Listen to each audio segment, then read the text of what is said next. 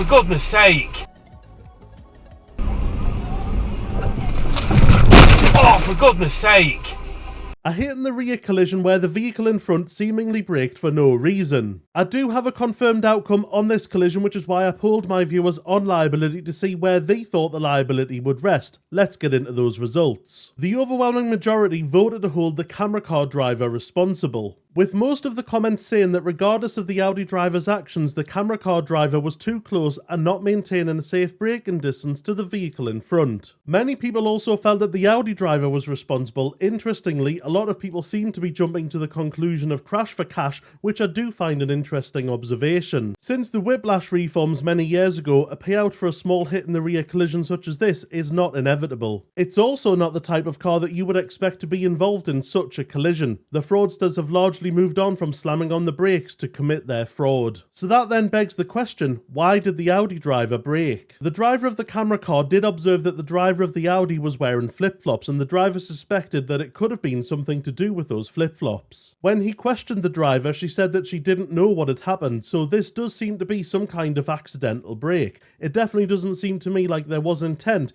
and intent is the key thing for liability here. Can we say that the accidental brake was because of those flip-flops? No. One of the more common accidental sudden brakes is manual car drivers getting into an automatic vehicle and going for the clutch and accidentally left foot braking. Now, does an accidental brake absolve the rear driver's responsibility to maintain a safe thinking and braking distance? The answer to that is no, which is why I can confirm that this case was settled completely in the Audi driver's favour. If there was intent to induce a collision or stop needlessly for, say, a brake check because of road rage, then it could introduce a potential for split liability per the case of Ali versus DeBrass. In that case, stopping needlessly was admitted by the front driver and the claim was settled on a 60-40 basis in favour of the vehicle stopping needlessly. Now, I'm sure we've all heard of sayings along the lines of only a fool breaks the 2-second rule, and that's because the average perception response time of drivers when driving is 2 seconds. That's 1 second to acknowledge that something is happening and an additional second to react, like applying the brakes, and then you add your stopping time on top of those 2 seconds. Now, of course, some people can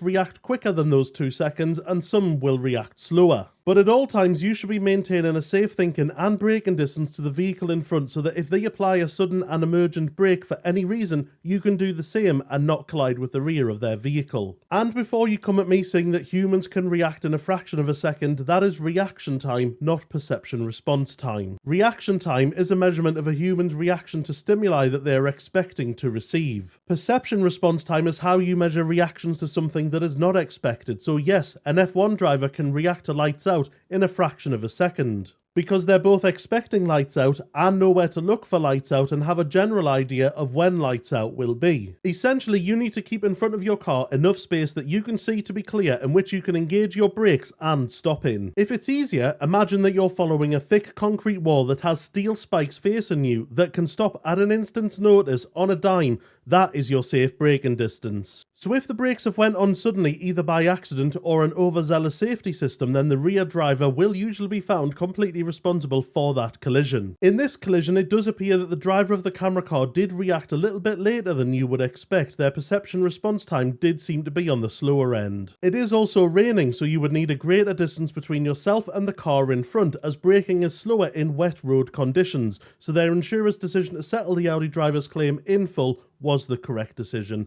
Lovely jubbly, sound as a pound.